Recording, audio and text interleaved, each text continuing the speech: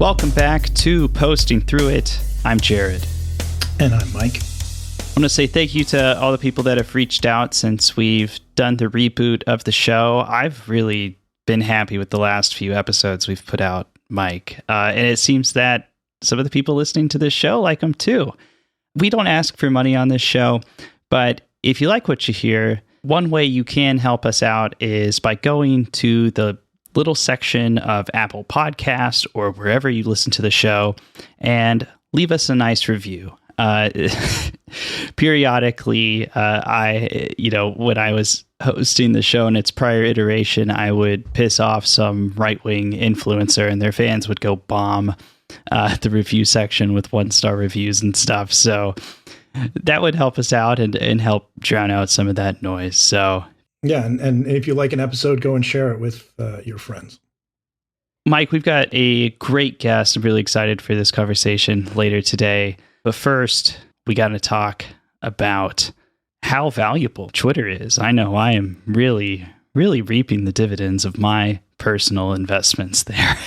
Do you have a little subscribe tab on your X account? God, no. I won't even use the direct messaging feature of that platform anymore. It's complete garbage, which I think is maybe a good setup for this little bit of news. So Elon Musk took on a lot of debt to buy Twitter and rename it X and turn it into like Groyper Posting Central, the Union Station of racism.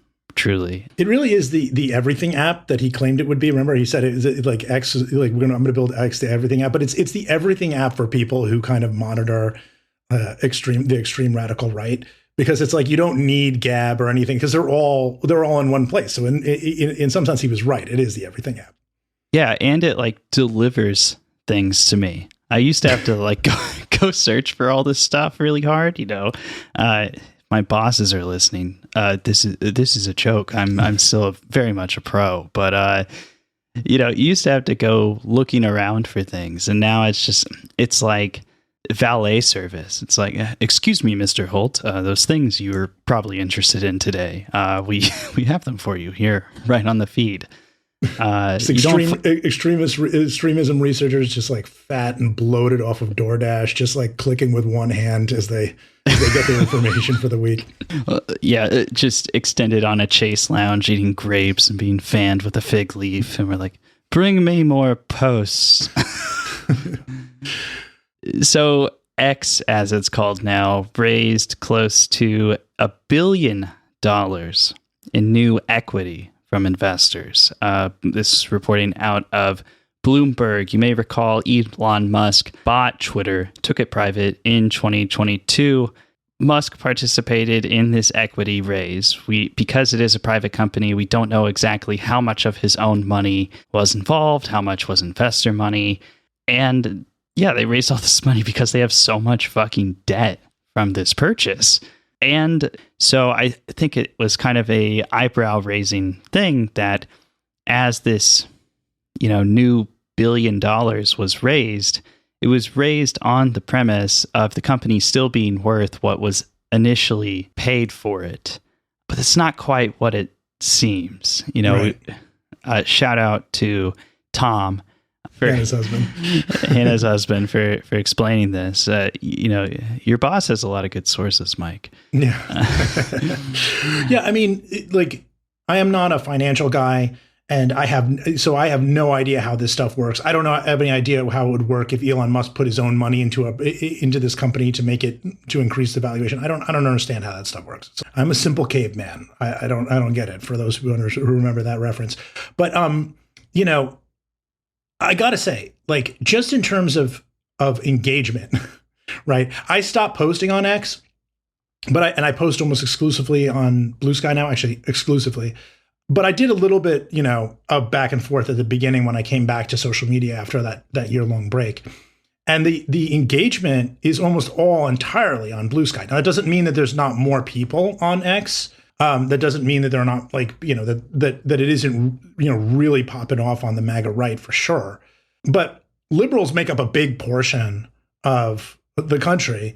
And these are like this is a very politically charged platform, right? It always has been. That's not the only thing there is. There's celebrities, there's movies, or this and that.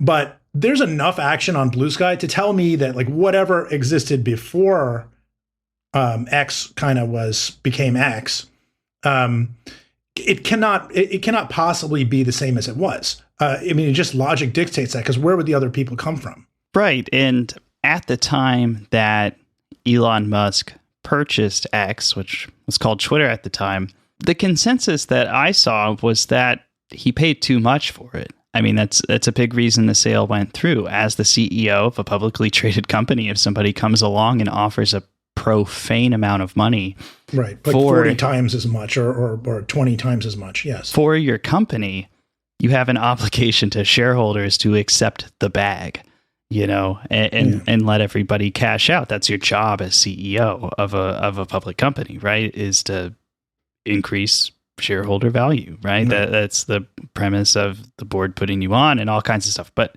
some people, some very smart people, are calling bullshit on this valuation. Because it is a private company, there is still so much we don't know. And it is, worth noting that this valuation was not conducted the same way that a typical public company might be valued across those same metrics. It is kind of arbitrary. And it's just sort of like whatever the people investing agree upon. And they have a lot of reasons to agree that it's worth what it was paid initially, and not that it is worth less, for the sake of their own investments, for the sake of their own interests. It really does reek. It's a sensational headline, but I don't think there is a lot of reason to think that X, the Everything app, is truly worth $44 billion. Well, there's like an ideological reason why tech billionaires and people like that, like the Mark Andreessens in the world, would be invested in keeping X looking important, right, and keeping it looking viable, because this is so important to keeping the discourse the way they want it, right? They want everything focused in this sort of anti-woke whatever, where they can where it ultimately everything just empowers them and empowers their wealth. If it goes back to being a little bit more of a woke Twitter, right?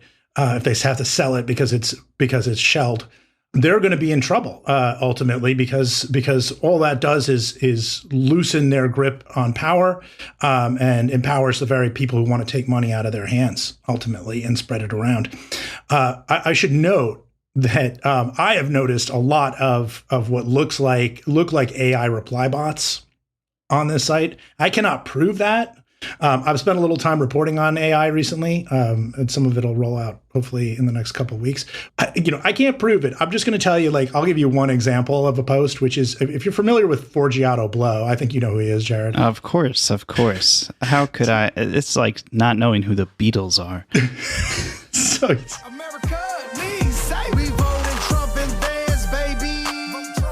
he's a MAGA rapper who kind of looks and acts like he was hit extremely hard in the head with a frying pan. And he does it. He posted on March 13th a post he goes by the way, he goes by Trump's nephew on Mayor X. of MAGAville too, yes. I think. He said he posted a picture of his new Cybertruck, which looks like a sort of blue and pink kind of crossover, like neon colors, and it says it's like a gender reveal gone bad. Yes. And he wrote, "It might be blue and pink, but my Cybertruck don't got no pronouns," with 5 exclamation points. And he's, "Thank you for helping Trump save America, Elon," with no punctuation. It's a real shame because as we're recording this, news is going around of all the Cybertrucks being recalled. Yes, for that's right. faulty glue, this is going to be rough for him because he had such a nice plastic job or whatever it is on top of his paint job. He's going to have to send it back for a little bit. But I noticed in his replies, there's a person who's got the handle @musicalcomposer, which I love is the generic nature of it. And there's a picture of a man smiling with sunglasses. And he wrote in response, this is like a boomer looking guy. And it says, "Great and inspiring post, exclamation point. Thank you." And it's like, I see posts like that. That one I feel like maybe musical composer is real. And if he is, like, let's get him on the show as my feeling. Let's have him talk deep about why he likes Forgiato Blow. But like, I've noticed a lot of replies like that where it'll be just somebody like where it's like construction worker Joe. And like, it's like Trump has the best ideas to fix gender. Right. Like, and it's like, it doesn't have the feel of an authentic post. And then there's the other thing of like when I see some of these posts go live, right? Like you see some of these right wing posts that go live and they're just accumulating. They're accumulating traffic and retweets and likes at a pace that feels completely fake or at least like completely like disingenuous. Like there's no way that they're that some of these some of the engagements that you see are what they are. So my feeling about it is we can't trust Elon Musk. We know that they use a lot of deception to kind of pump up their companies, these people in the tech industry, to pump up their stock evaluations, to do all kinds of stuff like that. And it would not surprise me at all if they just completely scam up that website in order to make it look like a more active website than it is. Well, it's like you said, and what I imagine we're going to talk a lot about with our guest coming up here in a minute. There is a lot of incentive that these guys have, not only to capture things like Twitter, but to also portray them as representative of quote unquote real America. This is like what the zeitgeist actually feels. This is a real reflection. Because if X had just cratered in value since Elon Musk bought it, if they admitted or really cracked down and just cleaned house of chatbots or whatever inauthentic behavior might be going on this platform, which I'm sure there is a lot. I've had a lot of the same observations you have, Mike. Then they would have to admit that the project failed. Right. Nobody wants this. Nobody actually wants this. Right. People don't like this. It's toxic. People don't want to touch it. People don't want to be associated with it. This is with Elon Musk in the executive branch. Their whole thing is like, well, who gives judges the rights to tell us what is and isn't against the law? Because this is what people want. And if people want it bad enough, everybody wants this. It's like... Yeah, well, it's as you said, like I was actually going to bring up the judge thing too, and when you're talking just now, and I'm glad that you did, because what they say is it's like, oh, the people's agenda. That's like the judge is standing in the way of the people's agenda, right?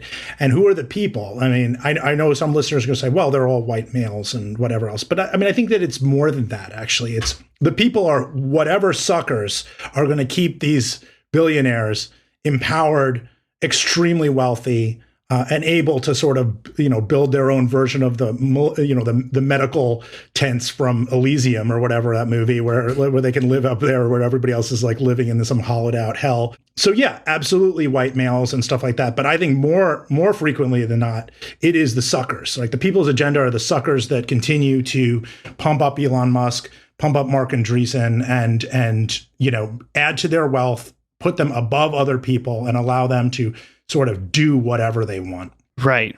It's not much of a coincidence that what real America wants just happens to be the same thing that, somebody with God levels of amount of money in the bank wants.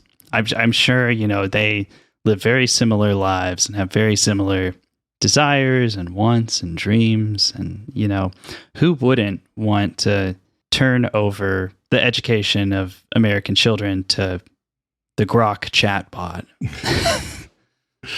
Right. They need the children to kind of like inject their blood into their system or whatever, keep them living an extra like 3-4 years. In a way, I probably someone's going to yell at me for misusing this term, but it's like a way of manufacturing consent almost, or the appearance of consent. No, I think it works actually. I think it's appropriate. As long as they can keep that window dressing up, they can make the lazy arguments for everything they're trying to do of like, well, people want it, and who are we? We're representatives of the people. Isn't that our duty? Right. But if they have to cave and be like, well, nobody wants this, but we need to do it anyway, they lose their footing and they lose momentum. One last observation I'll share is the Trump administration is like barely 2 months old at this point. And already, there's certainly enough people out there that are making the like harebrained arguments for why the judicial branch doesn't matter, actually. Just dumb, idiot, bad lawyer garbage. And they know it's bad too. A lot of them know this is garbage too, sure. but it benefits them. So they make these arguments. The content has very much shifted in right-wing media. To me, the vibe I'm getting is it's almost like it's back in an electoral cycle, right? Right-wing media has never been able to like run stories about how epic and amazing all of these policies are going to be for the average person, because most of them aren't. So a lot of it has shifted away from even bolstering Trump and celebrating Trump back into that sort of attack mode on liberals of like, that's why it's like so much hyperfixation on vandalism and stuff at Tesla dealerships, so much fixation back again on random school teachers, back again on random gay people, back again on random, just anything, it's all about like punishing the critics again. And it's, to me, I'm getting like almost a little bit of whiplash is maybe too strong of a word, but just, I don't know. It's just something I've noticed. They're kind of back in campaign mode despite having won it all. They're a little defensive right now. I think they're a little defensive. I've been meaning to write a Substack piece, but I've been so busy with my book edits that to anybody who follows me on Substack, I apologize. But it will come. I've been meaning to write about Pizzagate, which is a weird thing to like randomly bring up. But the context is I really anticipate that we're going to see a return to that pretty soon, because they are starting to get this whenever the MAGA movement is sort of down, sort of down in the count, like they're not doing so hot, right? Whenever that happens, the scapegoating evolves, and they start to fill the heads of their followers with conspiracies. And you see a little, the reason why I mention it is because you've seen a little bit of like Pizzagate coming back. I've seen like on Rogan, it was a big discussion like a couple of weeks ago, for instance. That's what happens. It's not only just that they start attacking their opponents, but also that they begin to like embrace the sort of unreality when reality is too ugly. Due to a change in wind direction, the residue from this morning's atomic detonation is drifting. It is suggested that everyone remain indoors till further notice. There is danger. Today on the podcast, we have Eoin Higgins, a journalist and historian from New England.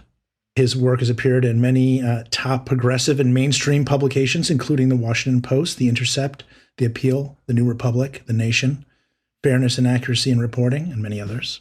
He has recently published his first book, which is Owned: How Tech Billionaires on the Right Bought the Loudest Voices on the Left. And it's a great book, and it deals with a phenomenon that nobody has really written about in any kind of detail before, as far as I know, and one that we've all kind of, anybody who has been online and aware of politics in the last 10 years has seen. And we're going to start by talking about the primary character in your book, the number one character in your book, who is Glenn Greenwald. I'm just curious, you had done some reporting on Greenwald prior to writing Owned. Previously also wrote for him for The Intercept, right? And I'm just curious, what triggered you to go deep on this particular guy in particular? And did it feel bad stabbing your dad like that? Yeah, I mean, I talk about this in the book, but I'll go over for your audience here. Back in the late mid 2000s is when I first discovered Greenwald's writing. I think when he moved over to Salon from his blog Unclaimed Territory. And I really liked him. I thought that he was doing a lot of good civil libertarian stuff. He was pushing back against the Bush administration's so-called war on terror and all of the horrible policies that came out of that.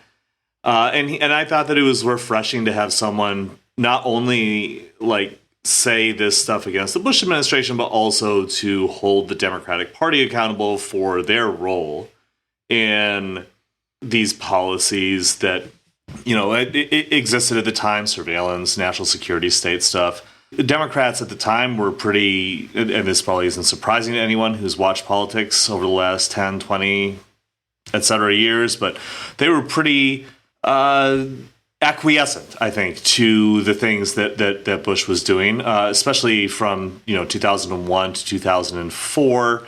That started to change in 2005, 2006, but they were kind of on board with it.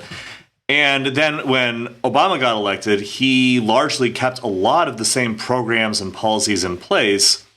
And a lot of the liberal members of the blogosphere and Democratic politicians who had opposed this when Bush was doing it, all of a sudden didn't have a lot to say, right? They were kind of quiet about these policies. These policies were no longer, maybe it'd be unfair or uncharitable to say that they full-throatedly supported these policies now, but they certainly didn't object to them anymore. And that was Greenwald's issue with them, and that was also mine. So we were kind of aligned at the time as well. Although obviously he had no idea who I was. I was not writing. And then 2015, March 18th, 2015, almost exactly 10 years ago, my wife was like, "You have to do something because you're making me insane." And she was like, "Why don't you just start to blog? Do something like, Glenn Greenwald was one of the people that she mentioned. Do something like that. That's what you like to read. So why don't you do that?" And I started writing. And early on, this was at the beginning of The Intercept, and I did want to write for The Intercept as early as that. Although I was not ready to do anything remotely like that, but. And then in 2017, in August, I did start to write for The Intercept. I wasn't writing for Glenn, although, it is the place that he founded, but I was writing for editors like Ollie Grabe and Ryan Grimm. Glenn was not, if he ever was, and my reporting for this book doesn't indicate that he really ever was, but he certainly not at the time was he particularly involved in soliciting pieces from people or editing or, really having much to do with the day-to-day running of The Intercept. But of course, his approval for my stories was great that, when I got it. And so I wrote that in August 2017. I started writing for The Intercept on a semi-regular basis, and that was kind of my journey into the Glenniverse. Yeah, we'll talk a lot about Glenn because I think he is a very interesting case to look at because, almost like a prototype or like a early example of the kind of media figures that seem to dominate news almost entirely these days as the industry has changed in so many different ways. I do want to learn more about Glenn, though. Glenn Greenwald is a journalist that his defenders will point out, he's won awards. He was, a big part of helping surface WikiLeaks type stuff and earns a lot of accolades and praise that he has ridden into a new territory that I am almost at a loss of words for how to describe charitably or other than just kind of airbag, getting up there and finding it feels so lazy now, right? It's he sees whatever he sees from his favorite people on Twitter and then is just wahaha, once again, the deep state, yada, yada, insert. It's like watching Sean Hannity almost, there's this collection of buzzwords and phrases that if people who watch the show, it's just tickling little parts of their brain. I'd love to get a Sean Hannity viewer in an MRI machine and watch it light up like a Christmas tree. But it almost like an AI that tells you what you want to hear. It almost takes that format, but and I don't want to make a direct comparison between Glenn and Sean or anything like that. But the content is kind of the same type of format, and I think people who come across him for the very first time today could be oh, so he's a Trump pundit guy, right? Like that might be the impression they get. But before Glenn got in on launching The Intercept in 2014, there's just like a lot of lore there. And you got to it in some of your book. Mike was telling me the other day as he was reading through it, he's like, dude, I never thought I would ever know this much about Glenn Greenwald.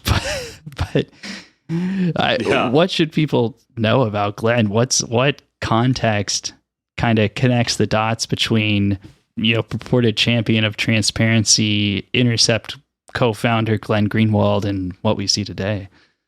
Yeah, so I think that I think that's kind of a good way to frame it, right? Because there are kind of like two competing Glens, as it were, right? There's like Angel Glenn and Devil Glenn, as it were, right? And so you could say that like Angel Glenn is devoted to transparency and a civil libertarian, and has some consistent principled beliefs that you can somewhat track from his very earliest days blogging to today. And then you say Evil Glenn is, well, let's get into that.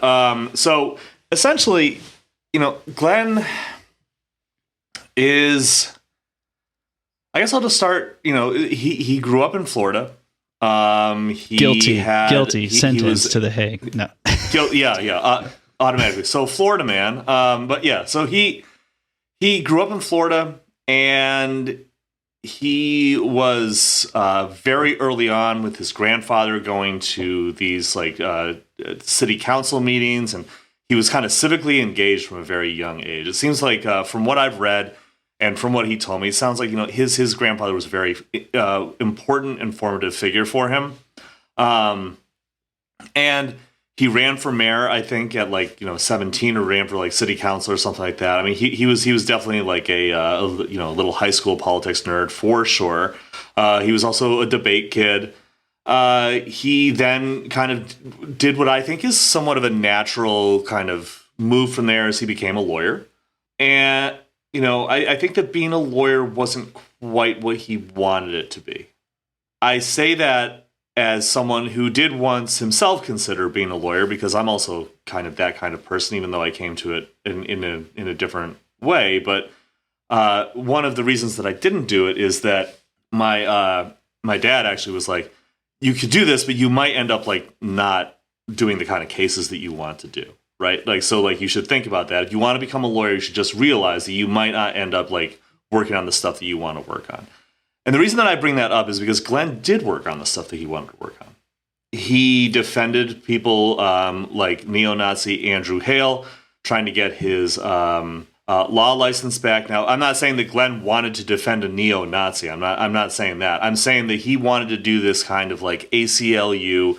We defend the worst people so that, to defend civil liberties. Like this kind of mentality, this Gen X kind of ad busters, Noam Chomsky kind of mentality. I just want to interject something small there about the Hale case. Like it's not a clean like free speech case by any means. Also, there is, it is a little bit of there was a little bit of denial of Hale's viciousness. But continue. I'm definitely not saying that it's a clean case like that. Yeah. I'm saying that that's kind of the mentality behind it. And he did a lot of this kind of work. But even early on, like I start the book proper, not the introduction. I start the first chapter with this anecdote of this other lawyer before he started his own practice when he was working for another law firm.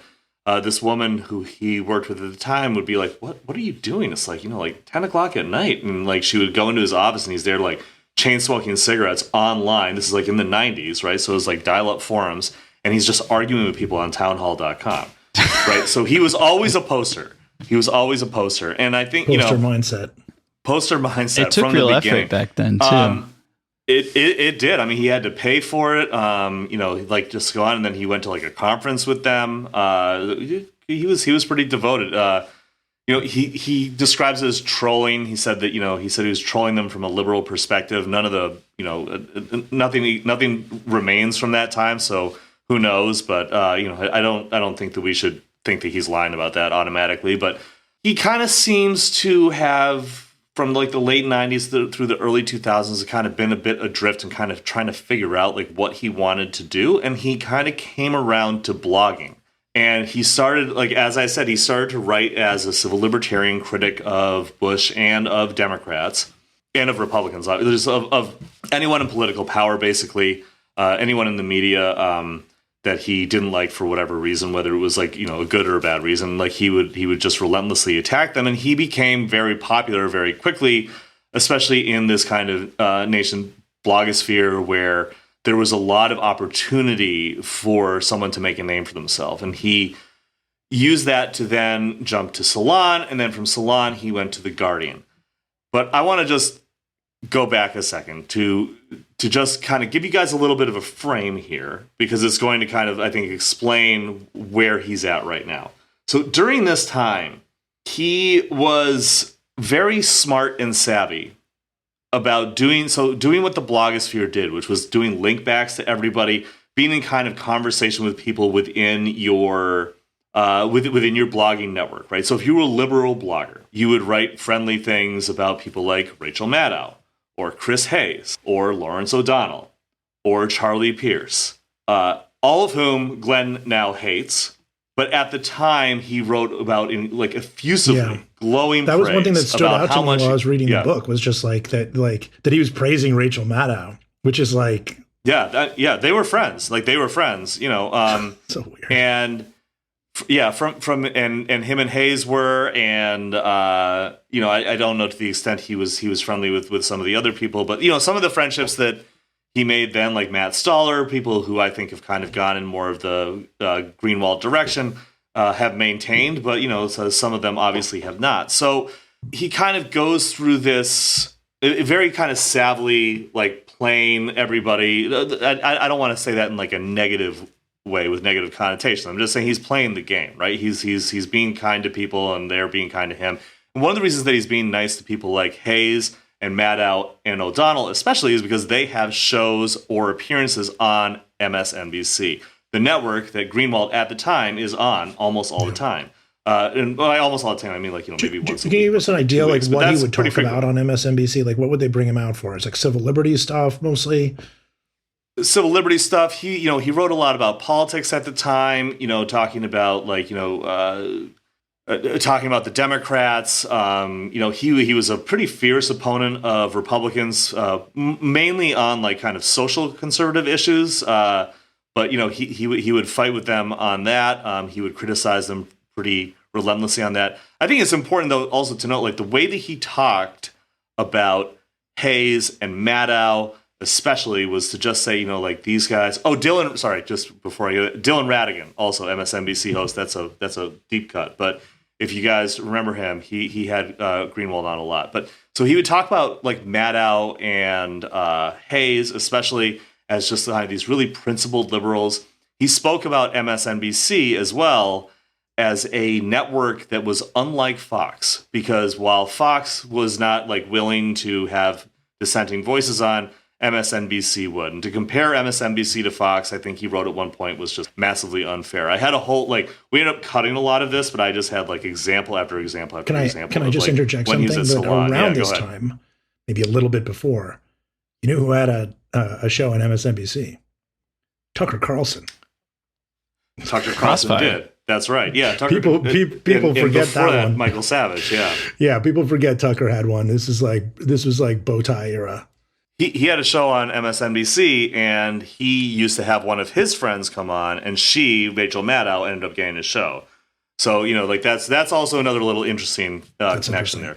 In Glenn's telling, he kind of falls out with Maddow and starts to sour on MSNBC around 2010, 2011, 2012, as from his telling, and I think this is like somewhat accurate.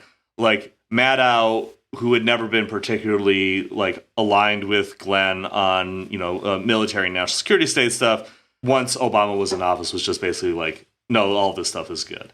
And or just didn't want the audience to hear it, right? Like it didn't, want my. I would argue with Maddow that she thinks. It's that she thinks it's good. Okay. And I think if you look at her stuff back then, I mean, she's pretty much like, she might not agree with like all of the ways that the military and national security state are doing what they're doing, but she believes in the mission. And I think that's what Glenn was saying was the difference. Like he just didn't believe. So it's kind of like maybe a little toxic. Like is it sort of like where right now you're sort of critics of Israel right, don't have a lot of space on the MSNBC left. I mean, is it sort of like that, where critics of the national security state under Obama maybe don't have as much space because of concerns they don't want certain things to be talked about? I mean, I think that's how Glenn saw it. He certainly saw his declining appearances on MSNBC as evidence and an indication that what he was saying was no longer welcome on the network.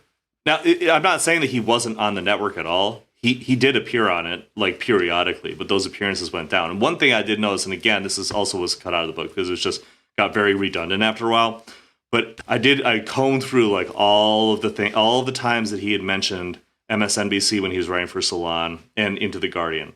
And then I kind of like put that into a spreadsheet, and then I compared it to like, when was the last time he appeared on MSNBC, or was he about to appear on MSNBC? And then like, what was the quality of like how he was talking about MSNBC? And it wasn't uniform, but it was mostly like, if he was about to or had just appeared on MSNBC, it was positive. And if he hadn't been on there for a little while, it was negative. Sounds like Glenn likes to be on TV. Yeah, you might think that. Yeah. Yeah, I mean, like this is really like fascinating, but it sounds to me a little bit almost like a Batman villain origin story. So it's kind of like we have a guy who's like going along. It's like a comic book, whatever, where he's doing nice things, in the world, but he's a little narcissistic. He's got a tragic flaw where he likes to be on TV and that sort of thing. And then all of a sudden it starts to turn. When does Glenn start to really go MAGA? Because I feel like you were one of the first people to really write about it publicly, but like you were there was a whole world of people behind you posting Glenn Greenwald screenshots, probably me at the time, if I go back, getting pissed off, right? Because we were sort of like, what happened to this asshole? I remember him, during the Bernie campaign, like, being like one of those people who was standing up for that. And also I felt, as at the time I supported Senator Sanders, and I felt that he was unfairly treated by the Democratic Party, as many others who were Bernie supporters, Bernie bros, if you will, felt bad about the way he was treated, felt there was corruption involved and whatever else, right? And he was one of the people who was speaking to that anguish. But I always felt that, like, there was a principled leftist here making those critiques. But then all of a sudden it becomes like, were you scary all of a sudden? Like, all of a sudden you're like, well, wait a second, he's arguing for Trump. After what I'm describing kind of happened, he started to kind of fall out with that crowd. Then he, helps break, or, I mean, essentially, you need to give him credit here. I mean, he basically broke the Snowden story. Like, if it wasn't for Glenn, don't really know how that would have gone down. Like, he was the one that Snowden chose, so, and that made it so he was facing a deficit with a lot of liberals, because this story came out during Obama's second term, and that, it was kind of seen as like, if you say something like this, you're betraying Obama, basically. Like that's like, I mean, I'm not saying that anybody like directly said that, but I'm saying that was the subtext. That was the underlying thing here. Obviously, Glenn did not respond to this by saying, well, look, let's think about this like logically. He responded by saying, no, fuck you too. And so they just kind of like this relationship kind of deteriorated. He then is allowed to start The Intercept, where he writes, his columns.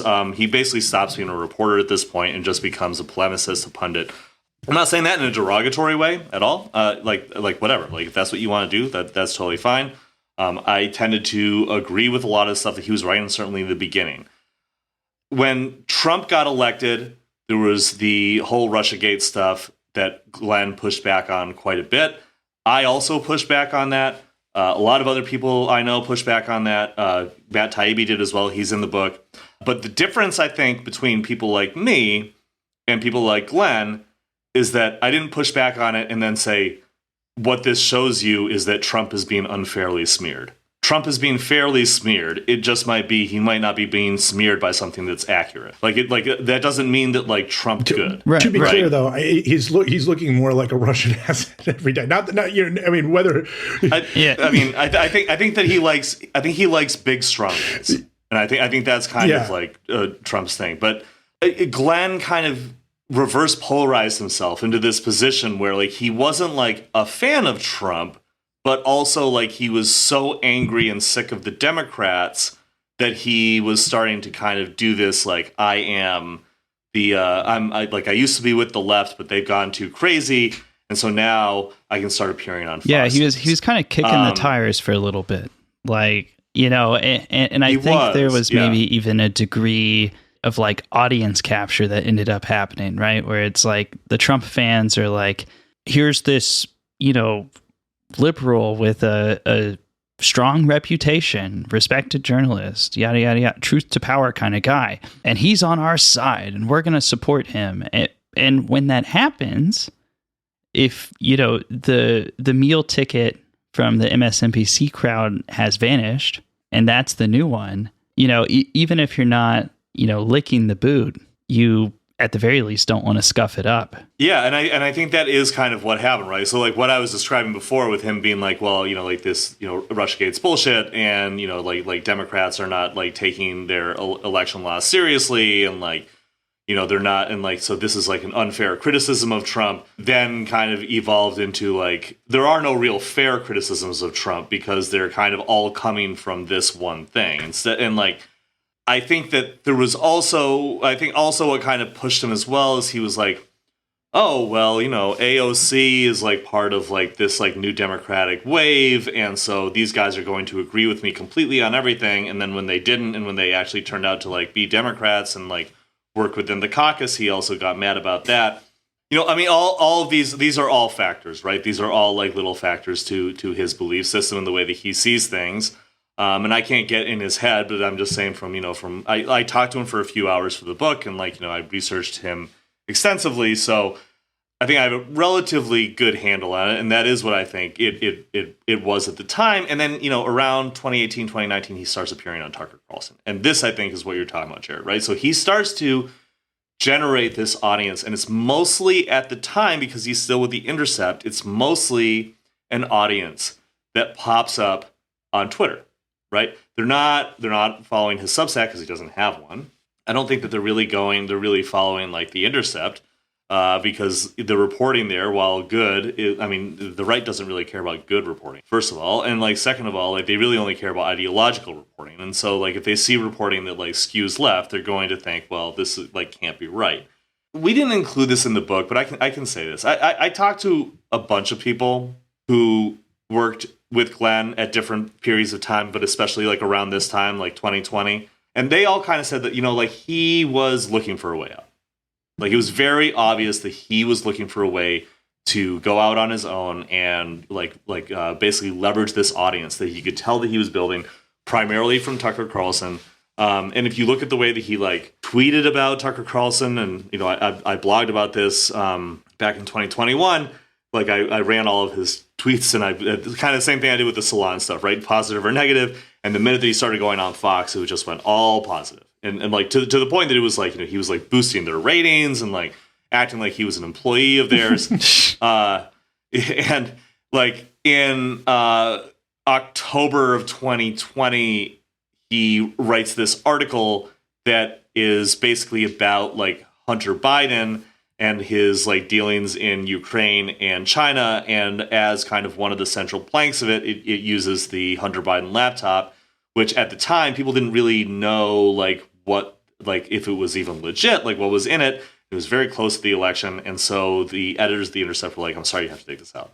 Like they didn't usually interfere with this stuff. They're like, I'm sorry, you can't put this in because we cannot independently verify. To be fair, it was a little bit crazy. At the time, like it was hard to figure out what it was, and it was in the middle of an election season, and it had all the markings of Russian influence campaign.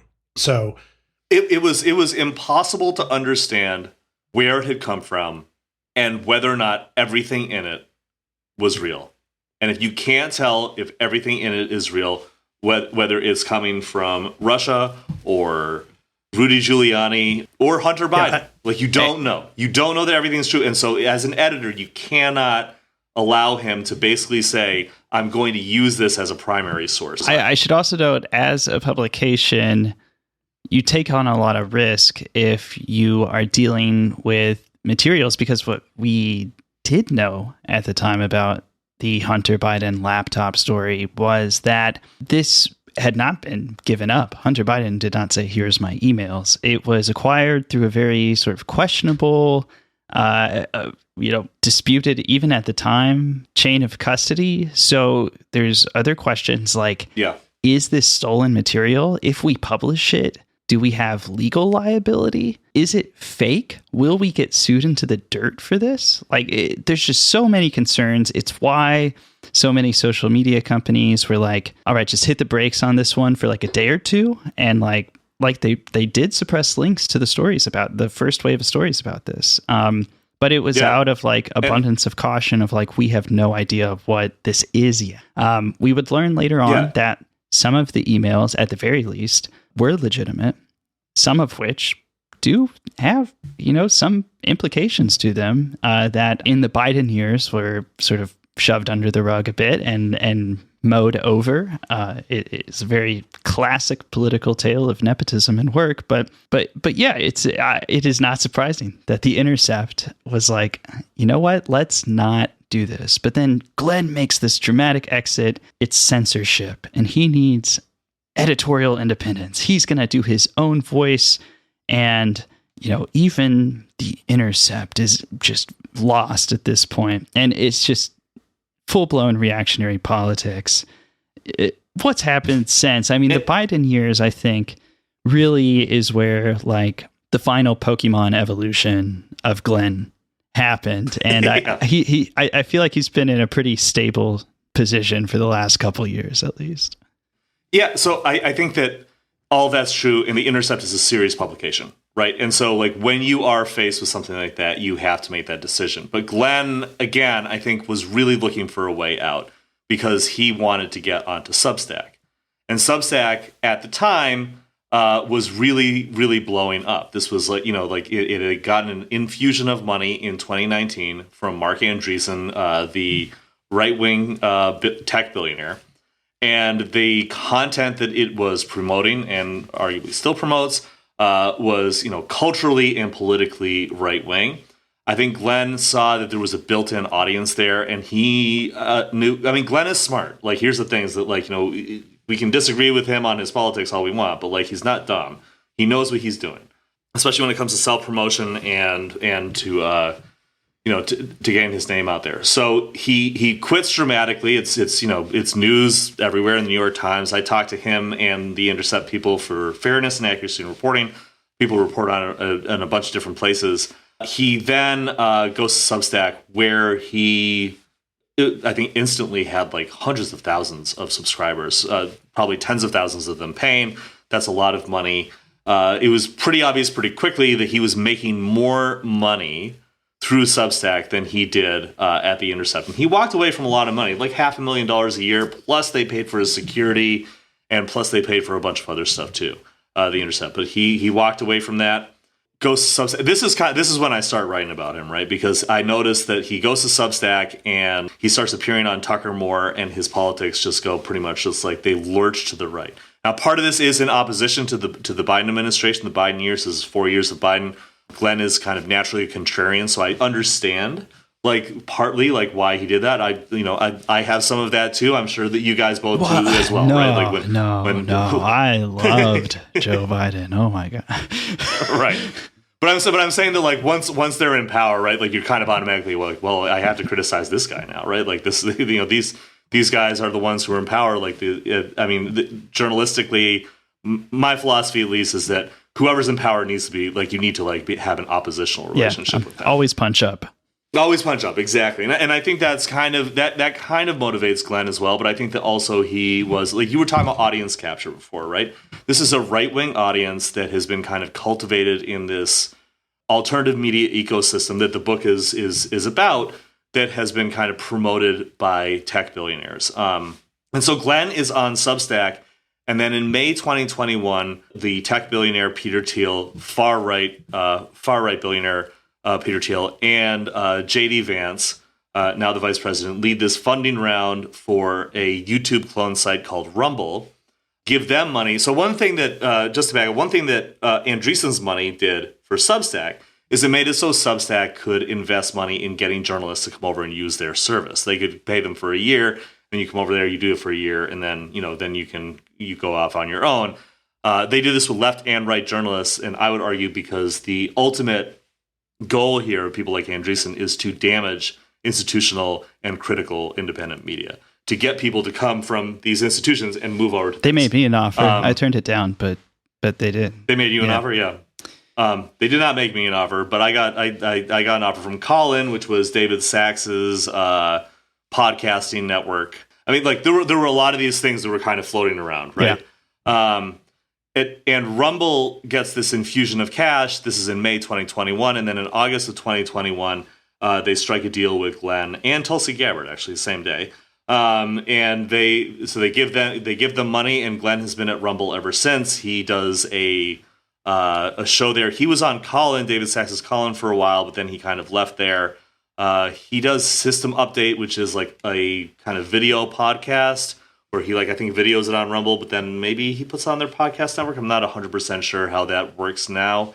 But I do know that he moved his writing over from Substack, because that was part of the deal that eventually he had to do that, because Rumble bought Colin, but before that they bought this platform called Locals, which was founded by this guy Dave Rubin, yes. who Yes. who I know you guys know who that is, and God, he does suck, but he made a lot of money off of Locals, and so now Glenn, he works for a company that benefited from seed money from Peter Thiel. I think he would argue that he doesn't work for Peter Thiel, which, fair enough, he doesn't work for him, but he works for a company that made a lot of money because of Peter Thiel. Peter Thiel could get him fired. I would feel comfortable saying that. Yes, I think that's definitely true, and I think also that, and this goes to Taibbi, the other character in the book, and I've said this a couple times, but Jordan Ull, a friend of the podcast and a friend of ours, has interviewed Matt when he was doing the Twitter files, and one thing that Jordan said to him that really, really made Matt mad, but I thought it was completely accurate. He was like, look, in your book, Hate Incorporated, you say that any journalist who's chosen by the Pentagon or DHS or something like that to that they can leak documents to them. Any journalist has chosen that. They don't have to tell the Pentagon or DHS or whatever what they're going to say. It's understood that you're going to frame this in a way that I like, because if you don't, I'm not going to continue to leak to you. And if you do, then you can continue to be my I'll continue to be your source. And Jordan was like, well, isn't that the same thing that you're doing here with the Twitter files? And of course, Matt freaked out about it. But the reason that I bring that up is because I do think that's actually true. And I think that's the same thing that's happening here with Rumble. Just for people who don't know, the Twitter files were, some people might not know, but it was basically it felt like Elon Musk was basically assigning certain journalists to report on the old Twitter, and there was a whole lot of nothing there, right? That's the way oh no, it doesn't feel like that. It was that. It was that exactly. Yeah. Elon chose a few reporters, Matt Taibbi and Barry Weiss primarily. Li Fang was involved. Yeah, you had Li Fang did. You had Roger Sullenberger in there. A bunch of just. Yeah, we're going to talk about those guys in a second. So I would remove Lee from that whole thing because he actually reported on something that was an actual story, as opposed to the other one. So I would say that there was a little bit of a distinction. And in his reporting, which was at The Intercept, it was at a newsroom, right? Explicitly said, I don't know if this is all of the documents or if these are all the documents. I don't know, because I wasn't able to look at everything freely. I was given it by one of the reasons that we know so much about the way that these documents were given to people is because of that note in his story where he's like, this is how I got them. Because Taibbi and Weiss never said any of this stuff. They were like, oh no, we just it's just free information, of course. So Musk gives these documents to Taibbi first, and Taibbi, of course, his first story is on, of course, the Hunter Biden laptop. But I don't want to derail us too much, but I do just want to say that what Taibbi wrote in Hate Inc. years before he did the Twitter files and what Jordan confronted him about is true. You don't get chosen to do this stuff if you don't prove that you're going to be a good soldier. And now, Glenn is working, doing stuff for Rumble, but he's also part of this kind of patronage machine where he appears, at conferences hosted by Balaji Srinivasan for the network state. by David Sachs and his All In podcast. These are paid speaking engagements that he is paid a lot of money for, and he would not be getting this stuff if he was not promoting a general message that these guys agree with. And to be clear, so that's kind of the state of play at the moment. He's completely nuts. I mean, the stuff that he promotes is just right. It's like, the kind of like, we'll build like a sort of a separate system. Doesn't he have like some kind of weird thing where people apply for some sort of ticket to a fantasy camp of like living in some sort of crypto world? Yeah, he wants to have this thing called the network. I mean, this has gotten some coverage recently, like this idea of the network state. Like this is the same thing as like freedom cities, like these hyper libertarian corporate idea of like basically a government run by corporations. Much more so, like we say that the government, or people say that the government is run by corporations now, and that is of course like there is some truth to that. They have a lot of influence, but like no, what he's talking about is like an actual. Like there really isn't a government. It's just the corporation. It's just the rich people like define what happens. Everything is based on People famously had great lives and enjoyed themselves while living in company towns outside of coal mines. Well, I can't think of a better place, right? Yeah, I just want to say that he had some fantasy that he talked about on his newsletter at one point where just started to go off on him, but like where he wanted people who were like has solidarity with the tech industry and the police to wear something, and they would get special treatment as a way of pushing out the people who didn't in like San Francisco, like just totally insane fascist stuff. And I want to say this is a personal the gray thing shirts I need to get off is my what chest. he called it, which was he knew what he was doing there. But both him and Kash Patel are from Long Island, which is just so painful for me. There is clearly a genre of guy now. A genre of media guy. And I don't know how else to sort of describe this, but I think they need a name where it's like they sort of start as liberal, left, whatever, and then they kind of start being like a just asking questions person. And then a bunch of like either tech money comes in or reactionary money comes in or reactionary followers come in. And then they sort of have this like fake identity as like a left liberal person who caters to the desires of a reactionary audience. And we talked about Taibbi, we talked about Glenn Greenwald, but also Jesse Singal is a guy like that. I think, definitely. We need a name for this guy. Like, who is this guy? Michael Tracy, although he was never really a journalist. He was always just a guy who would post shit, right? Am I wrong? You know what? Let me actually say one thing in defense of Michael Tracy. Okay, sure. Let's go. One thing I will say about him is that you can make a lot of criticisms of him, and I have, and I'm sure you guys have. But one thing I will give him credit for is that he has never bought Trump's bullshit ever. All right. And he does it like he may tilt right in a lot of other ways. But at least with Trump, he doesn't appear to be, because I've been seeing the actually way now that you mentioned it, maybe I was unfair to him. Well, no, I don't think you're being unfair to him. I mean, like you can be unfair to him. I was just saying that you've got me apologizing to Michael Tracy here, which I never thought I would do. The smears against Trump thing, rightfully smeared, but perhaps imprecisely. Exactly. Yeah. Singal is very like, he does a lot of like, it's sort of like, what does Trump mean by this? Like he's like upset about Trump all the time. If you see him like his posts, but he hits the one issue that a reactionary audience wants. And so they're like, they've got the authenticity of his criticisms of Trump.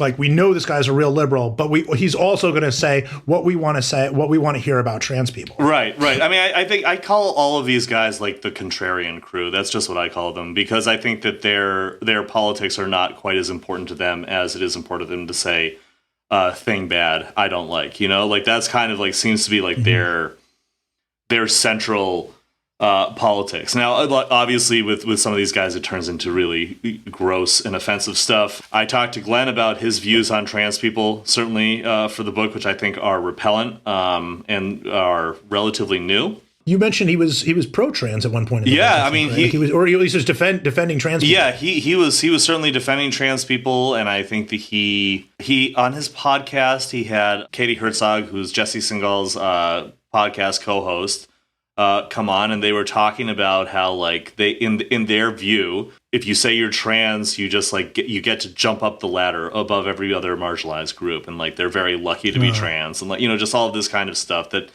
is just yes, that's so true from two very rich people. Right, yeah. Trans people, a segment of society that has famously had it easy. Yeah, especially last it's kind of a gays against groomers energy there with that podcast. Yeah, I mean, I think that's yes, a little extreme, but maybe not. But when I talked to Glenn as well, like I was like, well, you used to say like libs of TikTok, like you were the godfather of that. Like you used to say all this stuff, like you used to really promote them. You used to think that Kaya Raichik was great, like, and he was like, well, I don't really feel that way now because now I feel like she's gone too far and now she's trying to silence people, but like I thought she was doing a good service before by like exposing. Like, just like, okay, man, like whatever. She was always dragging people, who were trying to express themselves on TikTok and whatever else, and publicly humiliating them to an audience of goons. That was always. There was never any time when that wasn't 100%, and that was what Glenn was supporting. And I think that without getting like too in depth on this, just because I don't want to act like I'm a total authority on this, but I will say that the anti-trans politics of people in Silicon Valley, it's interesting that once, Glenn kind of starts to attach himself to these guys, that his politics kind of changed to anti-trans. And, like Andreessen certainly back in like 2021, 2022 or 2020 as well, was very much like opposed to trans people. And of course, Elon Musk, who is in the news all the time now, is unbelievably bigoted against trans people. So I think that does kind of play a role. But I think that overall, I think these guys are just kind of like conservatives who won't really let themselves come out as conservatives because they still want to be able to like leverage both audiences that they have, Yeah, it reminds me, there's this clip that has like done the rounds at various points in the years of Dave Rubin talking to Dennis Prager, the longtime conservative radio host, and somebody who he has, been paid to make content for. And at one point during this chat, Dave is like, I think I'm pretty much just a conservative now. I don't know if I'd even call myself a liberal. And Dennis Prager is like, no. You need to, you're a liberal. Don't get it wrong. We need you to be a liberal. That says, acts, and does everything that we do. But to zoom out a bit, we're talking a lot about Glenn and guys like him. The story of Glenn's arc, I think within that story is, we talked about tech platforms like Substack and Rumble and whatnot, and how Glenn and people like him have kind of come under the wing. They posture as this anti-elite, anti-authority, type of voice, right? We are speaking truth to power against power. And that is how they earn so much money and praise from the audiences that like them. But they work for just like a different set of power, right? I mean, the people that they are praising, if the podcast appearances they are doing, the news networks they are working for, the people who are dumping the money in, that are signing their paychecks, are some of the most powerful people, not just in America, but in the world. I'm curious your thoughts more broadly on how, over the course of the last decade or two, we could even maybe go back to like Fox News, how this ultra elite class, as you mentioned in the title of your book, have tried to purchase, whether it is Elon Musk with Twitter, a cultural container that they perceive as left-leaning, I would debate that, or people like Glenn or Matt Taibbi or whatever it may be, how they have used their money, power, influence, tools, companies, whatever, to capture them, essentially. Is capture a fair word? Yeah, I do think of it as capture, because I think from the perspective of the ultra wealthy, the super elite, these powerful people, they see information and the control of information as, a landscape on which they are competing, and therefore they want to capture resources. And so somebody like Glenn Greenwald or Matt Taibbi is a resource because they can then, spread the kind of information or, at least kind of muddy the waters for the information that these guys want to have. I think with Glenn, he did work for Pierre Omidyar, right? Like Pierre Omidyar funded The Intercept. That's another tech billionaire, the founder of eBay, right? So this has been going on for like 11 years. Yeah. But really, I think that the reality of media in America and around the world, unless the state pays for it or subsidizes or funds it, is that it is basically owned by super wealthy people and investment firms. And it always has been too. I mean, journalism as an industry, journalism used to be a private service. It was something that like giant, like you said, investment firms, giant businesses, they would hire journalists because they needed like real information to plan their businesses on. And then one day somebody was like, you think we could get other people to pay for this? Right. I mean, and like, there's a reason why the business press is like the reporting in the business press is always like the best because they're not really having layoffs. Yeah. They're telling people like what it is, they are providing a relatively generally relatively apolitical coverage of like, and this is a reporting I'm saying, not like the reporting coverage decisions, which is a whole other conversation that we don't have time to get into, but like the actual coverage itself is very just straight up, like this is just what's happening. You need to know this so that you can make money.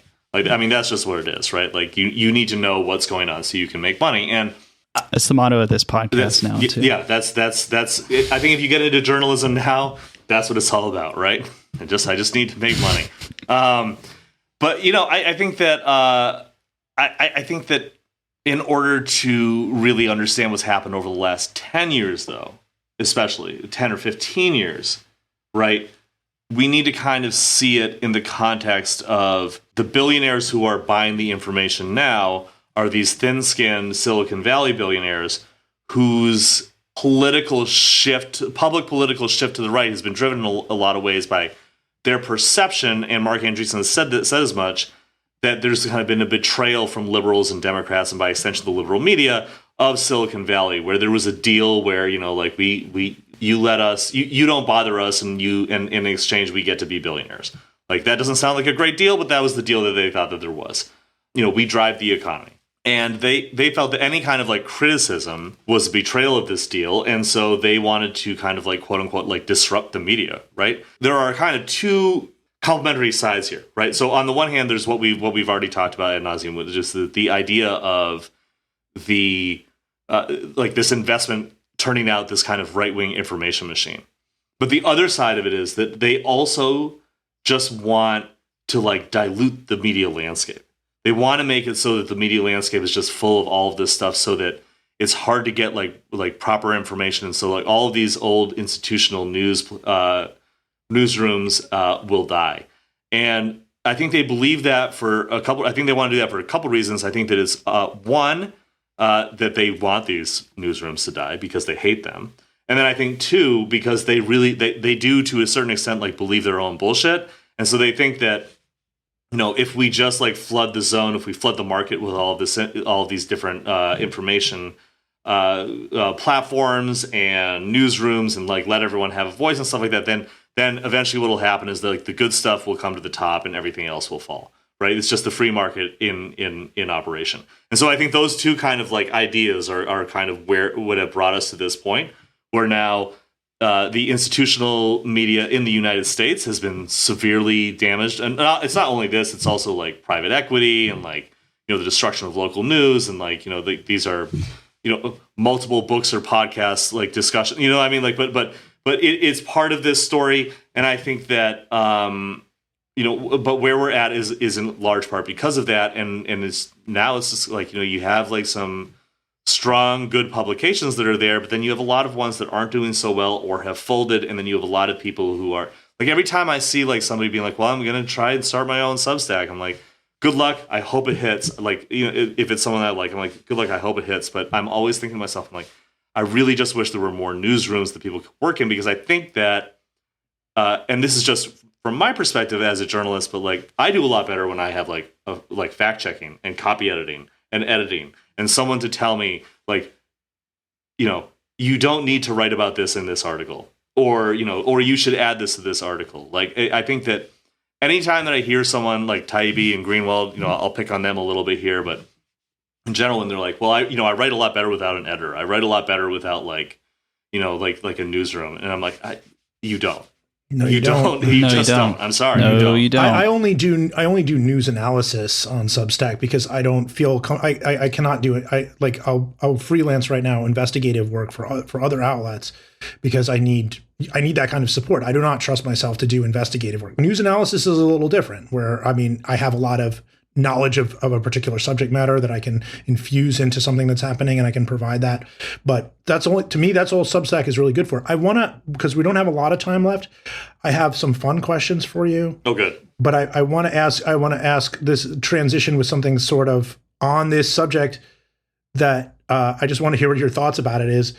When you criticize the so-called contrarian journalists, they sometimes call themselves heterodox, which is the most cringe fucking label I've ever heard in my life. For some reason, it makes my skin crawl for some reason. It's just like, oh, I'm heterodox.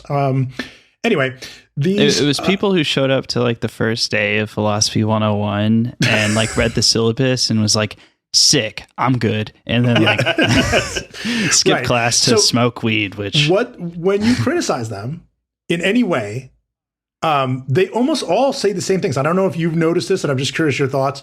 Like if you criticize Jesse Singal, for instance, like Bob Silverman posted something about him, and Singal was like, "Oh, all these amateurs who are unsuccessful amateurs, and they're kind of who can't write or do anything." Bob's a great feature writer, by the way. But it was just like he does that, and like Greenwald would be like these amateur idiots, these people with no talent that do. I don't know. It's like I'd be so embarrassed to do that. Like it's a level of arrogance that like is just very cringe to me. Like expressing it, even if you think you're great, like there's. People who are great have some level of humility, and I just want to know what your thoughts about like the kind of like over the top displays of arrogance that some of these folks deal with when facing criticism. Like they don't like it's never like, maybe I'm not right here. Yeah, I think that they're just kind of nasty people, and so they're just trying to like find a way. They're like, well, you're probably insecure about this, so I'll just like poke at that, or like oh, I see your career isn't going the way that you want it to go in one case or another, or I you don't make hundreds of thousands of dollars with a transphobic podcast, so fuck you. I think it's just like that kind of an idea. And I think it's just personal nastiness because these guys just don't really care, and they also feel like, certainly I don't really pay attention to Jesse anymore. I'm just whatever. He's pretty one note guy, but certainly for Glenn, he's always been the type of person who like you're like, all right, let's play water guns, and he comes out with like a literal bazooka with like an RPG in it, like he's gonna like kill you. So that's always been the way that he's been. So I don't really think that it's But you went back to the beginning of your book where he is in the early stages of the posting on the internet. So now I need to ask you for some cultural stuff on the way out, which is. One, am I correct in saying that you are a Yankee fan? Yes, I'm a Yankee fan who was from Massachusetts. I was raised in the Berkshires, which are in Western Massachusetts, where the cultural center of gravity is New York City. And I see. I have, and this is. I don't know if people outside of New England will really understand this, but I'm from a very small area called the Berkshires. And there's 120,000 people in this super rural area, and we have like sectarian feelings about people who live in the middle of the county and people who live in the north of the county. Because I'm from the south of the county, which is the good part. But if you were in the middle part, you would. Anyway, I say that to say that I have the same kind of instinctual revulsion for Eastern Massachusetts. I'm just like, no, that's just terrible. I like this inner Massachusetts drama. As a Mets fan, I needed to ask to try to understand. Well, I'll also say that in the Berkshires, they're like this is like the kind of more serious answer. which is not to say that sectarian stuff is not serious, because it is deadly serious, but also like the culture in the Berkshires is like there are so many New York transplants here. So it's kind of like it's like 50% like Red Sox and then like 30% Yankees, 20% Mets. So I grew up with friends of mine liking all three teams, and I grew up with like a lot of New York. You've solved the mystery. Yeah. You solved the mystery. The other question, and out of all of that, you chose the Yankees. I chose the winningest team and the evil empire, and probably the most like proto-capitalist team until like the last 5 years. Yeah. Wow. I mean, props put the for, props with the puppet strings over you. Yeah. Yeah. I mean, props for being honest. You really are better with an editor. Yeah. My next cultural question was, you mentioned before we went on that you DJ'd and like hip hop and electronic music, and like, do you like I'm a big electronic music person, so I just want to know, like, do you have a favorite techno album from 1989 to 1999, like somewhere in that range, maybe? Yeah, I have a lot. Like, that is kind of my zone. It's a great time. When I DJ'd like drum and bass, mostly because I was going to raise. Okay. And, like, that's what I like. This was like take that. 99 to like 04. But let's go. And I have a bunch of like favorite albums from that time. But I would say that I would say that kind of my favorites from back then are "I Care Because You Do" by Aphex Twin. So good. Orb's Adventures Beyond the Ultra World. Pretty much the entire Orb discography from the 90s is incredible. So good. Live album is great. I have it on CD. Okay. And I would say like stuff like RJD2, DJ Shadow, DJ like Cold Cut, which is like Cold Cut. I love Let Us Play. Let Us Play. I saw them perform at Other Music. I saw them perform at Other Music. Do you know Other Music in Manhattan, like that little record store? It was like 10 people like crowded around watching a Cold Cut set, and that album is like one of my favorite. Let Us Play by Cold Cut. That's a good one for our younger listeners. They can check that record out. That's a good one. I'd also say like like I listened to like Orbital and like, I mean, just basically like everything at the time, Future Sounds of London. Like at that time, I like in the 90s, I hung out in this town called Great Barrington in Massachusetts, and I was like a high school dropout, and I was a bad kid. And I would walk around, and I would have like my boombox attached to my backpack with like tapes playing all this weird techno music. Hell yes. I knew there was a question to ask about that. I was just going to say, you didn't mention Underworld, but I'm very happy. Underworld, I like Born Slippy, and I like some of their other stuff, but they are very like yes or like they are like on or off for me. Like it's very Well, we got it. That was the answer I was looking for. Thank you. Excellent. We share things in common too, with minus we the do, Yankees. Yes. Well, nobody's perfect. Jared, what's your baseball team? The Cardinals. Okay, all right. You know what? I have no leg I to have stand on no here room at to all. speak. And I'm a Dallas Cowboys fan. It just I gotta say, just as a person, the more you learn about me, the worse it gets. Do you like the Lakers? I play golf. I cycle. It's disgusting. All right, this podcast is now an SPLC designated hate group. Yeah, I had to get a tiny dog just to have like some kind of redeeming quality, you know? Yeah. Well, you play guitar too, right? So yeah. So does Jack Posobiec. That's true. Guitar is somewhat of a universal thing. That's true. Yeah. I'm a little better than Jack at guitar, though. One thing I just want to say just before we go is my only Jack is Posobiec. I think I always thought it was Posobiec. Yeah, Posobiec. I only have like one memory of him from Twitter. I've had only one interaction with him on Twitter, which was like one Saturday night. Like he was like yelling at me, and like we were going back and forth and arguing. And like I went to his page like later on, and I was like, "This is like literally your wedding night. Like this is your wedding reception, and you are like tweeting at me like, what's going on, bud? What's up here?" Yeah, because like around the same time, he was hyping up disinfo about a mass shooting and stuff like that. I believe, right? It was like around something. So like that, of course, as one does on their wedding. Yeah. Well, Owen, now that you have done what any good journalist does and unearthed my worst qualities, including sports teams and hobbies, it's time to go. So this interview is over. It is terminated. We're done. I am going to Rumble and exposing you as soon as we hang up. In reality, this has been great. Your book is fantastic. It's called Owned: How Tech Billionaires on the right Bought the Loudest Voices on the left. We'll put a link to that in the show notes. Where can people find you, keep up with your work, all that good stuff? Yeah, you can find me at Substack, actually, because I do kind of like a daily blog roll on there. EoinHiggins.substack.com, owenhiggins.substack.com. I'm also on Blue Sky and Twitter, EoinHiggins. I think I'm pretty much the only person with my name who is using those services a lot. So if you just type that in, you should be able to find me pretty quickly. Government is the problem. I believe I was not elected. I would be delighted to take credit for it.